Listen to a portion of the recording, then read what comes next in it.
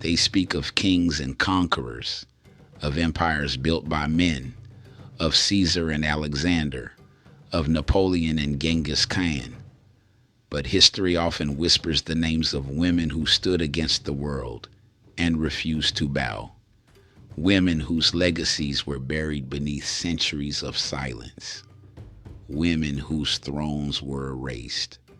But silence does not mean absence.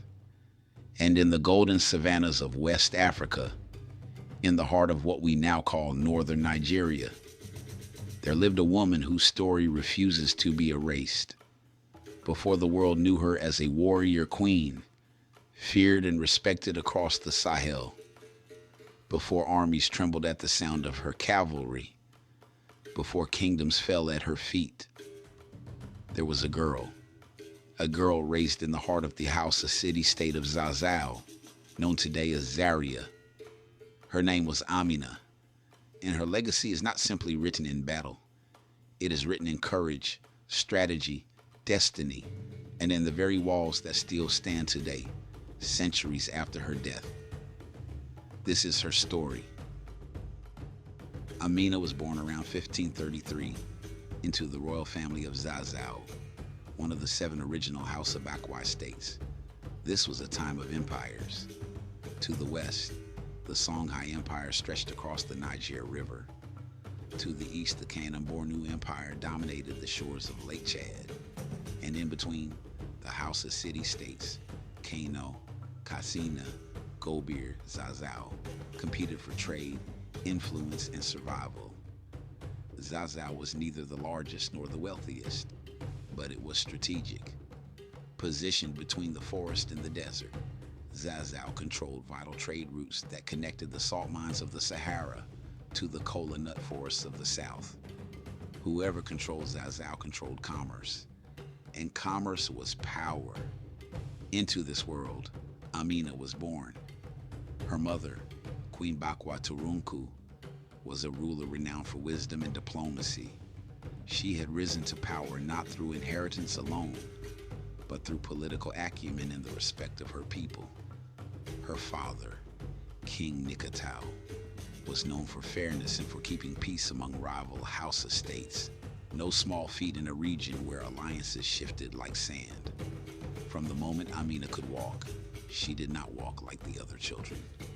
She moved with purpose. She watched. She observed.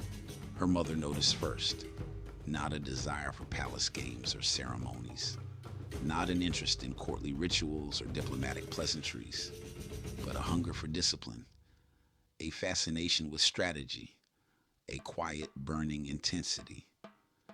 While other young girls of the royal household learned weaving, poetry, and the delicate art of courtly etiquette, Amina slipped away to watch the warriors train. She stood in the shadows of the palace courtyard, her eyes tracing every movement.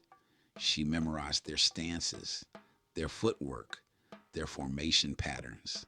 She listened to the griots speak of battles, kings, and bloodlines, not as entertainment, but as lessons.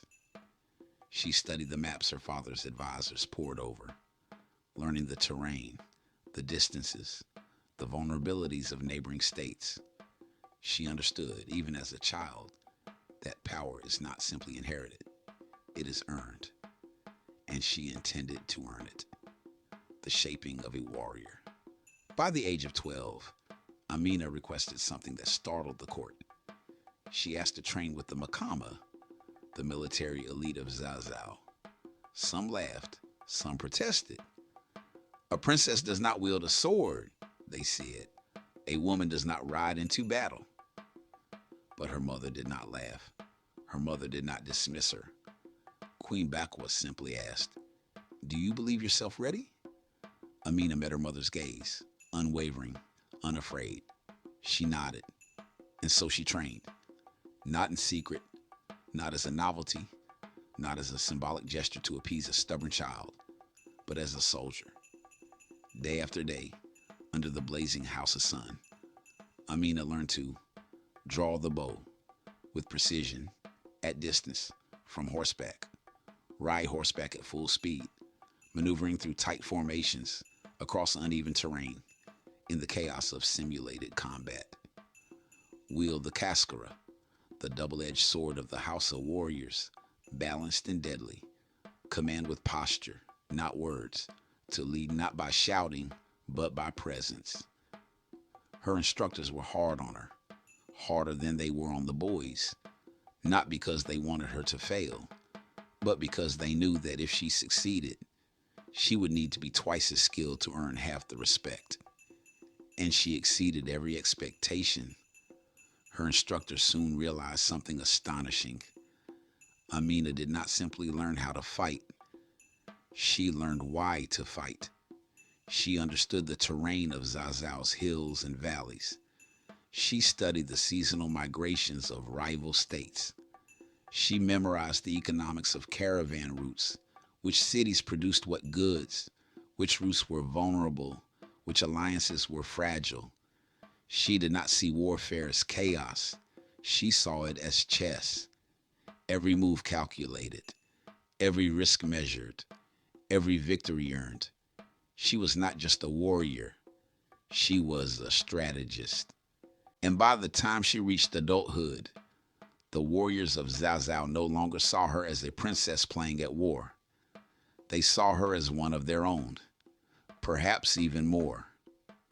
When Amina's father died, the throne passed to her mother, Queen Bakwa Turunku, who ruled with the same wisdom that had defined her years as queen consort. But succession in Zazzau was complex. When her mother died, the throne did not automatically pass to Amina. It passed to her younger brother, Karama. Karama ruled for 10 years, years of relative peace and prosperity. Amina did not challenge him.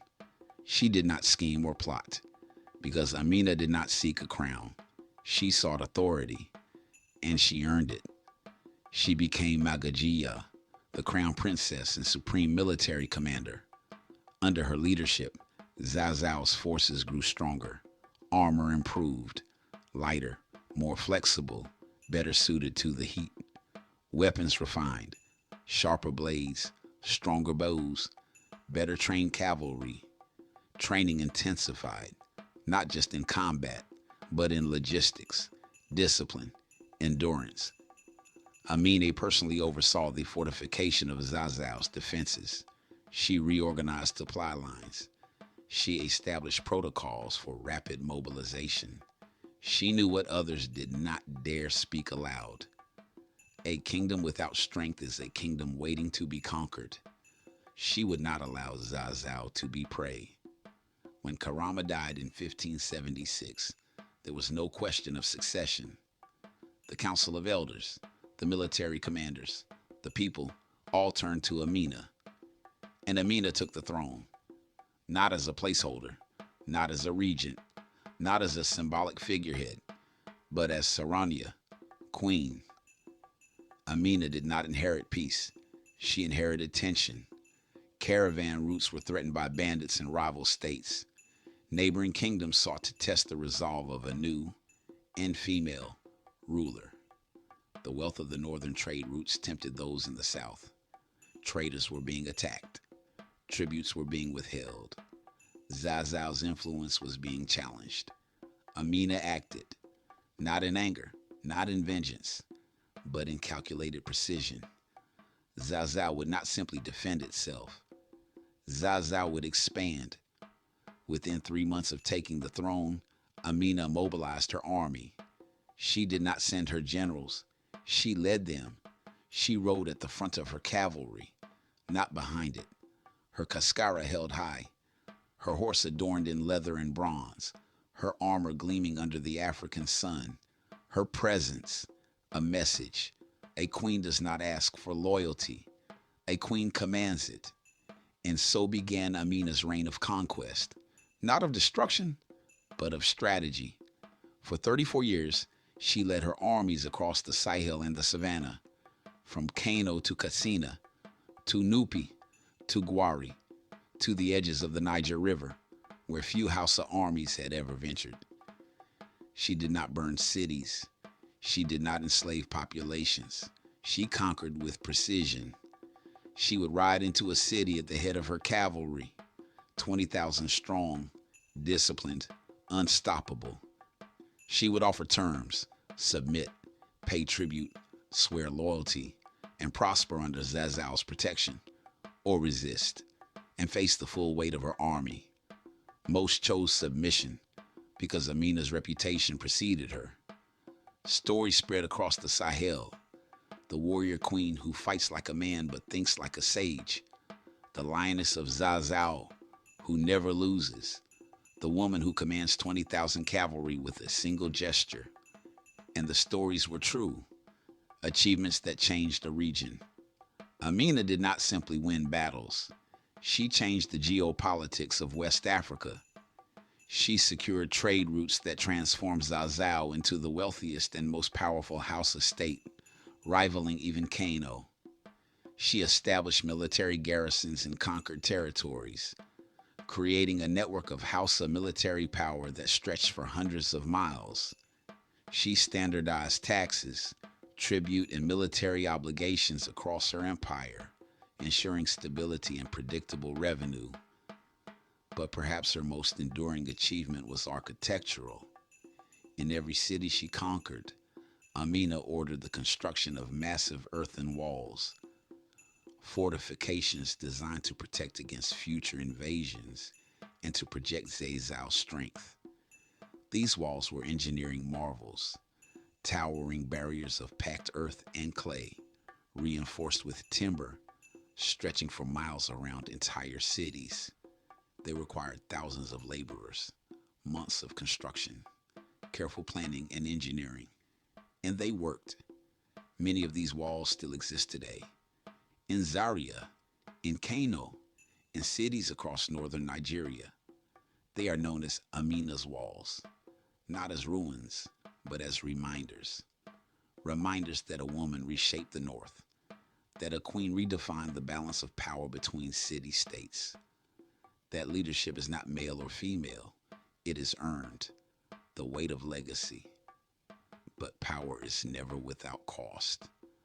Amina was respected, she was admired, she was legendary, but she was also feared, and fear breeds loneliness. To lead is to stand alone. The griots say Amina never married. Some claim she took lovers from among the men of conquered cities, and that she would have them executed the next morning to preserve secrecy. Others say she simply chose the sword over the veil. The truth is lost to time. What remains is this: Amina ruled for over 3 decades. She expanded Zazzau's territory to its greatest extent. She died as she lived, on campaign, in the field, surrounded by her soldiers, not in a palace, not on a throne, but exactly where she belonged, beside her warriors, under the open sky with the red dust of the Sahel on her armor. Why her story matters. Amina's legacy is not simply one of conquest. It is a lesson. Power is not given. Greatness is not inherited. Destiny is not bestowed. It is forged in discipline, in sacrifice, in the willingness to stand when others kneel. Amina rose because she understood something timeless. The world does not ask who you are. It asks what you can do. And she answered with courage, discipline, and fire. Her story belongs not in the margins, but in the center. Not as a footnote, but as a chapter. Because before they wrote history, we lived it. We shaped it. We built it. And the lioness still rises. This is Black Antiquity, where forgotten history is remembered. Like, subscribe, and share our history, because the world will not remember us unless we remember ourselves.